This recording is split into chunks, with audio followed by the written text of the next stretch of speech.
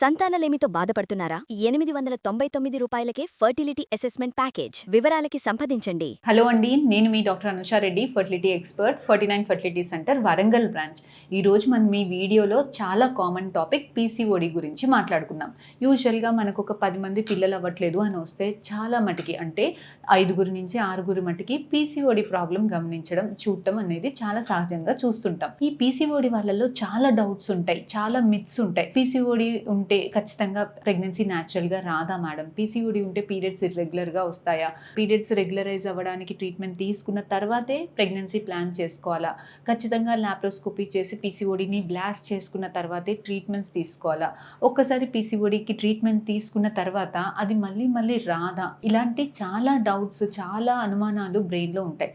So మనం ఈ వీడియోలో అసలు ఫస్ట్ పీసీఓడి అంటే ఏంటి, వీళ్ళల్లో ఎగ్జాక్ట్గా ప్రాబ్లం ఎక్కడ ఉంటుంది, పీసీఓడి వాళ్ళల్లో ట్రీట్మెంట్స్ అంటే సహజంగా రోజువారీ జాగ్రత్తలు ఎలా తీసుకోవాలి, న్యాచురల్ రెమెడీస్ ఎలా తీసుకోవాలి, న్యాచురల్గా కన్సీవ్ అవ్వేదానికి వీళ్ళల్లో ట్రీట్మెంట్స్ ఎలా ఉంటాయి అన్న టాపిక్స్ గురించి మనం ఈరోజు ఈ వీడియోలో మాట్లాడుకుందాం.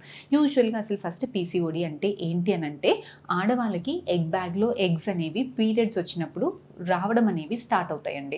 అందులో నుంచి ఇటు 8 ఎగ్స్ జనరల్గా వస్తుంటాయి. అందులో నుంచి మనం ఏం చేయకుండానే నెలకి ఒక ఎగ్ చిన్న ఎగ్ నుంచి పెద్దగా అయ్యి 20 mm సైజ్ వచ్చాక రిలీజ్ అయ్యి ట్యూబ్లలోకి వస్తుంది.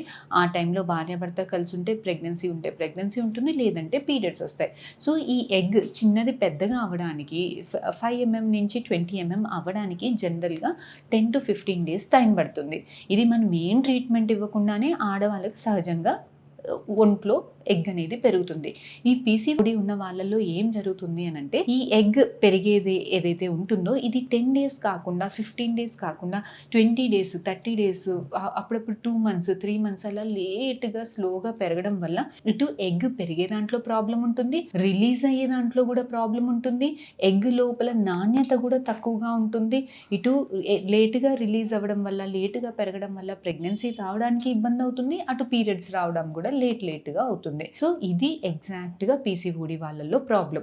సో దీనికి మరి ఎలాంటి జాగ్రత్తలు తీసుకోవాలి అని అంటే, యూజువల్గా పీసీఓడి అనేది ఇంకొక హార్మోనల్ కండిషన్ అండి.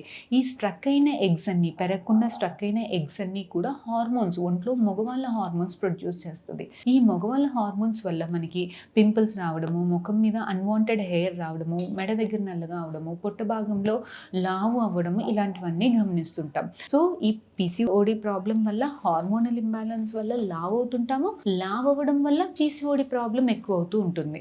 సో ఇది ఒక విషియస్ సైకిల్ లాంటిది. పీసీఓడి వల్ల లావ్ అవుతుంటాం, లావ్ అవ్వడం వల్ల పీసీఓడి అనేది ఎక్కువ అవుతుంటుంది.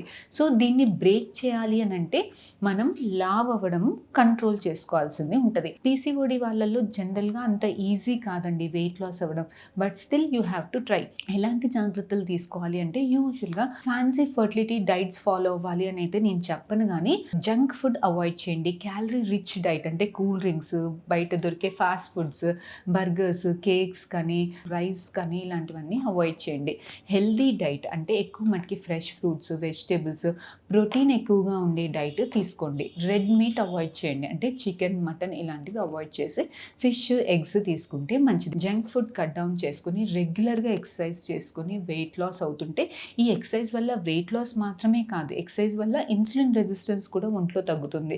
సో ఈ ఇన్సులిన్ రెసిస్టెన్స్ తగ్గడం వల్ల మీకు పీసీఓడి ప్రాబ్లం కూడా తగ్గుతుంది. సో ఇవన్నీ మీరు కామన్గా తీసుకునే జాగ్రత్తల వల్ల మీరు వెయిట్ లాస్ అయినప్పుడు, అట్లీస్ట్ ఒక 10% వెయిట్ లాస్ అయినప్పుడు చాలామంది ఆడవాళ్ళకి డాక్టర్స్ హెల్ప్ లేకుండానే, అంటే ఒక 60% ఆడవాళ్ళకి ఏ డాక్టర్స్ హెల్ప్ లేకుండానే పీరియడ్స్ అనేవి రెగ్యులరైజ్ అయిపోతాయి. చాలామందికి అంటే ఒక 40% ఆడవాళ్ళకి మీరు స్ట్రిక్ట్ డైట్, రెగ్యులర్ ఎక్సర్సైజ్ చేసుకోవడం వల్ల పీరియడ్స్ రెగ్యులరైజ్ అవుతాయి. 40% వాళ్ళకి ప్రెగ్నెన్సీ కూడా న్యాచురల్గా వచ్చేదానికి అవకాశాలు ఉంటాయి. కొంతమంది వాళ్ళకి అంటే పీసీఓడి ప్రాబ్లం ఎక్కువ సివియర్గా ఉన్న వాళ్ళకి, వీళ్ళకి ఎలా తెలుస్తాయి ఎక్కువ సివియర్గా ఉన్నాయని మాకు ఎలా అర్థమవుతుంది అని అంటే, పీరియడ్స్ అనేవి రావడానికి 2 మంత్స్, 3 మంత్స్, 4 మంత్స్ అయినా కూడా పీరియడ్స్ రావట్లేదు, పింపుల్స్ చాలా ఎక్కువగా ఉంది, అన్వాంటెడ్ హెయిర్ చాలా ఎక్కువగా ఉంది, చాలా ఒబేస్గా ఉన్నారు, ఇలా మెడ దగ్గర అకాంతోసిస్ నైగ్రికన్స్ అంటాం, నల్లగా చాలా ఎక్కువ ఇన్సులిన్ రెసిస్టెన్స్ ఉంది. సో ఇలా ఎలా అయితే ఒంటి మీద ఈ హార్మోనల్ ఇంబ్యాలెన్స్ సిమ్టమ్స్ చూపిస్తుందో, అలాగే మీ ఎగ్ మీద కూడా ఈ హార్మోనల్ ఇంబ్యాలెన్స్ వల్ల ఎగ్ లోపల గ్రాన్యులారిటీ ఎక్కువగా ఉండడము, ఇంక్లూజన్స్ ఎక్కువగా ఉండడం. సో ఇలా ల్యాబ్‌లో ఇలాంటి వాళ్ళకి మనం ఐవీఎఫ్ చేసినప్పుడు కూడా వీళ్ళకి ఎగ్స్ చాలా వస్తాయి. కాకపోతే క్వాలిటీ తక్కువ ఉండడం వల్ల బేబీస్ క్యారీ చేయడంలో చాలా ప్రాబ్లమ్ ఉంటుంది.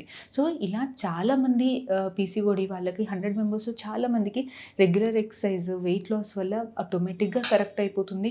కొంతమందికి చిన్న చిన్న మెడిసిన్స్ తోటి కరెక్ట్ అవుతుంది. మరీ కొంతమందికి ఐయుఐ దాకా అవసరం పడుతుంది. ఎవరికో కొంతమందికి ఐవీఎఫ్ కూడా చేయాల్సింది ఉంటదండి. సో ఇలా మీరు ఐవీఎఫ్ దాకా వెళ్ళినా కూడా ఇలాంటి జాగ్రత్తల వల్ల ఎగ్ క్వాలిటీ పెంచుకొని మీ ఐవీఎఫ్‌లో సక్సెస్ రేట్స్ పెంచుకునేదానికి ఛాన్సెస్ ఉంటుంది. ఇది పీసీఓడి గురించి. ఫర్దర్‌గా మీకు ఇంకేమైనా డౌట్స్ ఉంటే please do contact us or please comment in the comment section. We'll definitely get back to you. Thank you.